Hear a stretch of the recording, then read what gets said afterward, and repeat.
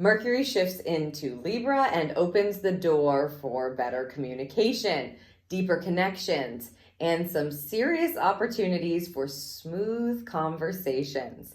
Let's go to the cards for some guidance.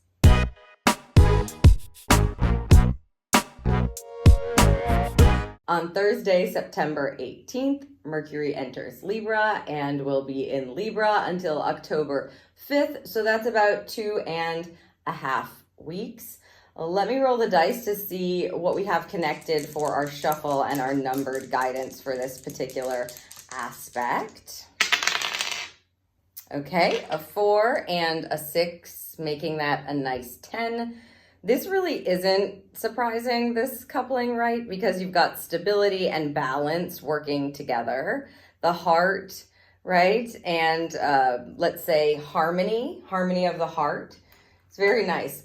Positive communication, balanced communication, communication from the heart. It feels very good, that roll. Plus it's a 10, so endings and beginnings. If you're needing to converse with people about things that maybe have been a bit more difficult for you to talk with them about before, this may be a good time to do it. I'm going to read you the blurb from astrology.com so you can get an idea of the energy. It says, communication becomes charming and diplomatic in the coming weeks, allowing us to use our words to build friendships, deepen romantic ties, and forge important connections.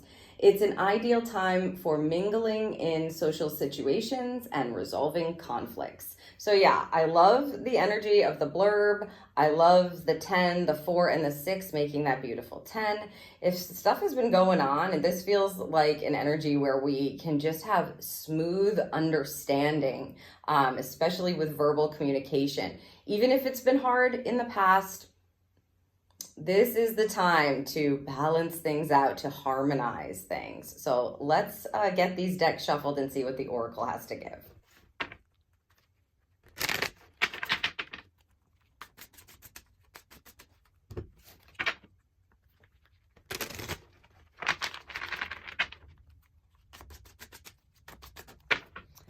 Okay, let's take a look at our Oracle card first. We've got, card number 18. And of course, this is Mercury's entering Libra on the 18th. So the 18th is coming up as a significant number.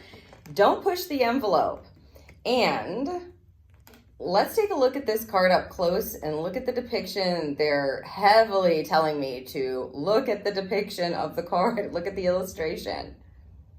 He looks like he's in a swirl there, right? Don't push the envelope. Very interesting energy to come through with this kind of aspect. This is a short-term aspect, so Mercury's going to move, out of Libra. We want to take full advantage of this energy, but it doesn't mean being pushy or forcing is what they're really saying here. You can see the swirl. It's like a little bit of a tornado going on around this figure in this card. What they want me to basically say is this isn't this long period of time that you have. You want to be grounded in what you want to communicate if you're going to communicate. If you're going out there and making connections, or that is your intention, you don't want to be all wrapped up in some sort of energy that isn't feeling like it's intentional or grounded. This feels like think before you speak vibes.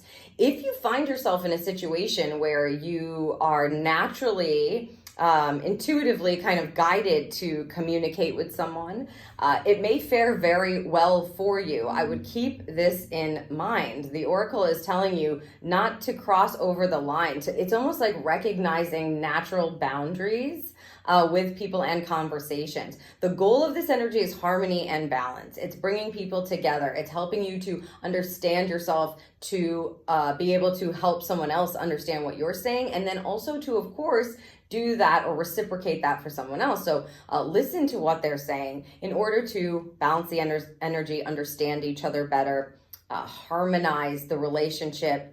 You may find that you're talking to people over the next 2.5 weeks and they just get what you're saying. You don't have to say too much. I feel like, again, there's this natural boundary that they're talking about with this particular Oracle card, telling us to notice where it is that you're pushing it too much, because that's going to kick the balance out of whack, right? Is going to move the equilibrium.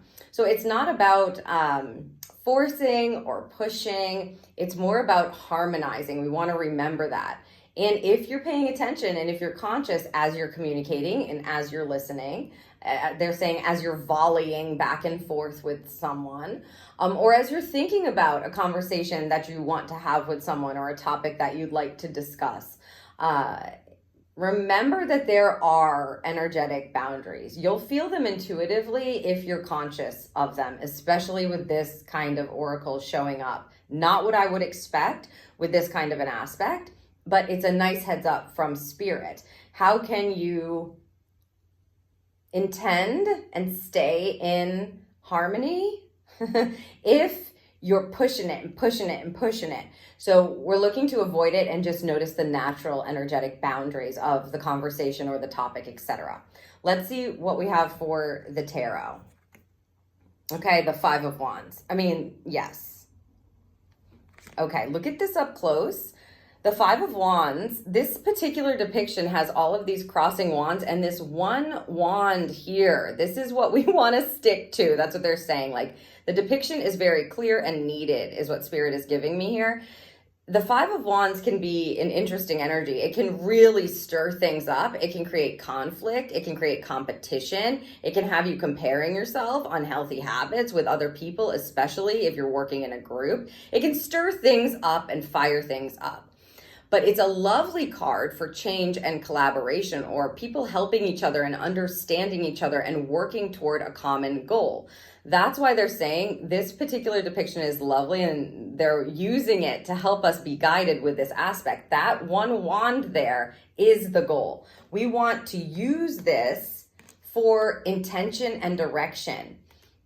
Otherwise, you might kick things up. You might fire things up. If that's your intention, fine. It's just not the vibe for this aspect. A Five of Wands can be a hard energy. It's a card of change. When you're working within the highest expression of it, the people that you're working with or communicating with or working around or collaborating with, everyone is on the same page in order to set you up for the card that comes after this, which is the Six of Wands, and that's a victory and success and recognition card. So when this is in its high expression, what we're doing is everyone's on the same page, working with the same intention toward the same goal. Everybody's in alignment and working together to lift each other up to victory or success. So you may have conversations with people that start to call together, all the right elements where everyone is honored, their light is honored, your light is honored, and everyone can work together for this common goal. That will be the goal in the communication. What is the common goal that we're trying to reach? We're not meant to be fighting each other. We're supposed to be helping each other. And the way that you're going to do that is through really amazing communication, clear communication, and as the oracle says, not pushing the envelope. If you're looking for a fight, you probably will be able to find a fight. That's not the goal of this kind of aspect. We don't want to fight. We want to harmonize for the greater good. Then everybody wins. It's like everybody can win with this energy, and you come out on the other side much more clear, and working together. It's nice. Let's see what we have for the charm. Ooh. It's the Mermaid. The Mermaid charm always gives us her back. See, no matter which way I spin her, she's giving us her back. The Mermaid energy is an elemental charm. She is an emotional energy. What they are telling me is you need to make sure that you're in touch with your emotions around this. Because if you do either compare yourself to others or turn your back on someone and you're not able to properly express your emotions, it's like you might blow up, right? You might be pushing the envelope in that way, or you just won't be honoring yourself in a way that works for you and whoever else it is that you're connected to, the relationships in your life. The goal there is to dive into your emotions and better understand yourself first so that you can communicate where it is you're going, what your intention is, how you're truly feeling about it in a way that is integral and honorable, that someone else can understand. And that goes for the other people in your life. If you're finding that you're not understanding someone, or you're not understanding a particular topic that someone is talking about or how they're feeling, ask them to clarify, and do it in a loving way, right? Loving communication, loving harmony. That's the goal. Because the whole point of this aspect is to help us have beautiful, smooth communication, and deepen your connections. And you can't do that if you don't understand someone, or if they don't understand you. So don't be afraid to ask them to clarify, or to ask them what they really mean by that, so that you can understand them. And I feel like in that case, we will all feel understood, yes, but heard, acknowledged, maybe even appreciated. And it really does feel like this can be a win-win-win energy. So I hope you will allow yourself to figure out what it is that you feel and you want to communicate, and then go ahead and do that with the most loving intention, positive intention possible. All right. If you'd like some more insight on the aspects coming up this week, there are a couple more. Check out the Astro Guidance playlist. Don't forget to subscribe, and thank you so much for watching.